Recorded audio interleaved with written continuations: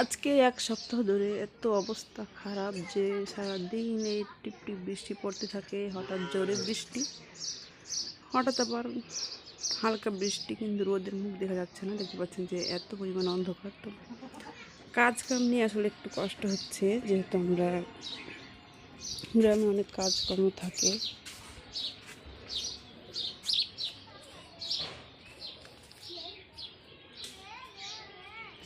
তো যে ছাগলের জন্য পাতা এনে দেখেছি, দেখতে পাচ্ছেন এগুলো হচ্ছে লিচুর পাতা, কারণ এগুলো খাওয়াচ্ছি, ভুসি খাওয়াচ্ছি, আর এগুলো খাচ্ছি। মানুষের যা হচ্ছে তার থেকে কষ্ট হচ্ছে ছাগলগুলো। আমার বাড়িতে বন্দি হয়ে গেছে, একেবারে কোথাও যাওয়ার জায়গা নেই, এরকম অবস্থা। তো আসসালামু আলাইকুম everyone, welcome to my YouTube channel Maryam's mom ব্লগে।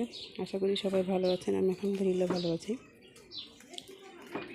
তো আজকে শনিবার, আজকে হচ্ছে 9 দিন ধরে এই অবস্থা। তো জীবনটা প্রায় অতিষ্ঠ হয়ে গেছে এই বৃষ্টির জন্য। ওদেরকে একটু পিটি দিয়ে আসে, আমি ওখানে আচার দিয়েছি রোদে, দেখতে পাচ্ছেন আচার দিয়েছি। তো এগুলো হচ্ছে শুকাতে দিলাম, যে ঝড় হয়েছিল 8 দিন আগে। তো আমগুলো শুকাতে দিয়েছি কেটে আচার বানাবো সেজন্য। তো এগুলো আমি বাইরে রেখে আসবো, দেখি বাইরে যদি একটু পাতা পুতা পড়ে গেছে, এগুলো যদি খাই তাদেরকে আসলে এখন আমি নিয়ে যাই। এই যে আমগুলা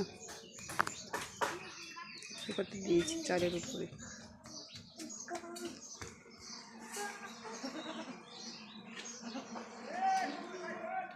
এই আমগুলো হচ্ছে আচার বানাবো সকালে।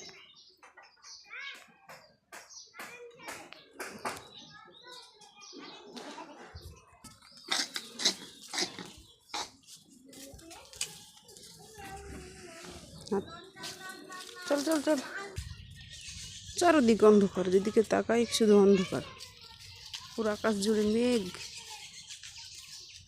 সূর্যের কোনো দেখা নেই। চারপাশে এত অবস্থা।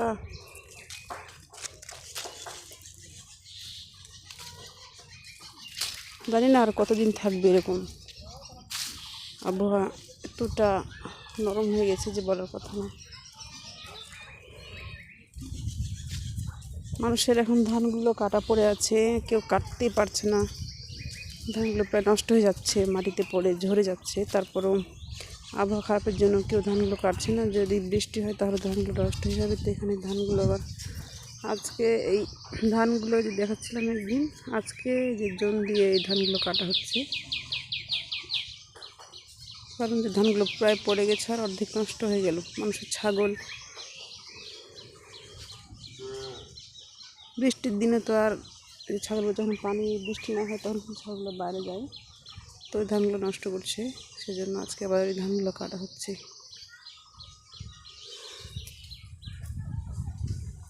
ছাগলগুলোকে দেখি আজকে এই যে বাঁশগুলো আমাদের এখানে উল্টো পড়ে গেছে।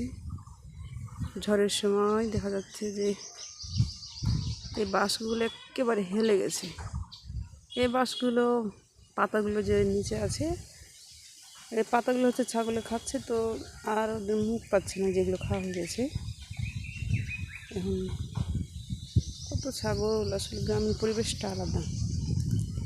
যারা শহরে থাকেন তারা মিস করেন যে এরকম খোলামেলা জায়গা, খোলামেলা হাওয়া আমরা যদি পেতাম। তো আর আমরা যারা গ্রামে থাকি, আমরা মনে মনে ভাবি যে শহরের মানুষ মনে অনেক সুখী, কিন্তু না, শহরের মানুষ মোটেও সুখী নাই। এত পরিমাণ জায়গা, খোলামেলা জায়গা কোথায় পাবে তারা? আমাদের মতো বিঘাকে বিঘা জমি পড়ে আছে খোলামেলা। হাঁটা চলা সুবিধায়, গরমের দিনে আমরা এই গাছতলা এখানে বসে থাকি, যে জায়গায় বসে থাকি, এই জায়গাটা হচ্ছে আমাদের গরমের দিনে যে আমরা এখানে চেয়ার নিয়ে বসে থাকি, কেউ কাঁথা সেলাই করি, কেউ পাখা সেলাই করি, তো কেউ আবার বসে বসে গল্প করি। এটা হচ্ছে একটা আড্ডাখানা আমাদের, যাকে বলে আড্ডাখানা। তো এবার অবশ্যই একটু রোদ হবে, কারণ যেহেতু বাঁশগুলো একেবারে হেলে গেছে, তো এই বাঁশগুলো কাটা হয়ে যাবে, তখন এই জায়গাটা অবশ্যই একটু রোদ হবে। এবার মনে হয় বসা যাবে না এই জায়গায়, যেহেতু বাঁশগুলো নষ্ট হয়ে গেছে সেই জন্য।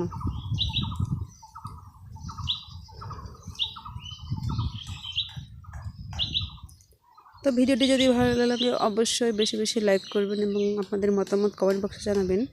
কারা কারা গ্রাম ভালোবাসেন এবং কে কে গ্রামে থাকেন, অবশ্যই আপনাদের মতামত এবং আপনাদের কিছু কথা আমার কমেন্ট বক্সে আমি দেখতে চাই, এবং আমার চ্যানেলটি প্লিজ সাবস্ক্রাইব করে দিবেন। কী বলবে গ্রামের কথা, দেখতে পাচ্ছেন বাঁশের পাতাগুলো কী পরিমাণ সবুজ, আসলে দেখতে ভালো লাগে, চোখ জুড়ানো। তো আমার চ্যানেলটি প্লিজ সাবস্ক্রাইব করে দিবেন, তাহলে আমি যে গ্রামের পরিবেশগুলো দেখাবো সেগুলো আপনারা পেয়ে যাবেন। তো সবাই ভালো থাকবেন, সুস্থ থাকবেন, আমার জন্য দোয়া করবেন। আরও কিছু ভিডিও নিয়ে আমি হাজির হব আপনাদের সামনে। তো এই পর্যন্ত এতটুকু করলাম। আর ঠিক আছে, সবাই সুস্থ থাকবেন, ভালো থাকবেন, আল্লাহ হাফেজ।